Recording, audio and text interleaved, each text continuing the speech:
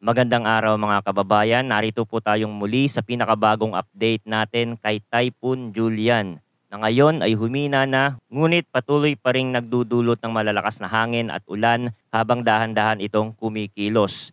At kung bago lang kayo dito sa channel, make sure to subscribe para lagi kayong updated sa mga kaganapan sa lagay ng panahon. Ayon sa pinakabagong ulat ng Pag-asa, si Typhoon Julian ay humina na at tinatayang nasa 280 kilometers kanluran, hilagang kanluran sa Itbayat, Batanes. Meron itong lakas na hangin na umaabot sa 165 kilometers per hour, malapit sa sentro at bugsong umaabot sa 205 kilometers per hour. Patuloy itong kumikilos ng mabagal northwestward. Ang malalakas na hangin at ulan mula kay Julian ay patuloy na nararamdaman sa hilagang bahagi ng Luzon. Malalakas na hangin mula sa Bagyo ay umaabot hanggang 650 kilometers mula sa sentro. Ang mga lugar na nasa ilalim ng Tropical Cyclone Wind Signal number 1 ay ang Batanes, Babuyan Island, Hilaga at Kanlurang bahagi ng Ilocos Norte at Hilagang Kanluran bahagi ng Cagayan. Ang mga lugar na ito ay makakaranas ng malakas na hangin na may bilis na 39 to 61 kilometers per hour. Bagamat hindi kasing lakas ng mga mas mataas na signal, meron pa rin itong minimal at minor na banta sa buhay at ari-arian.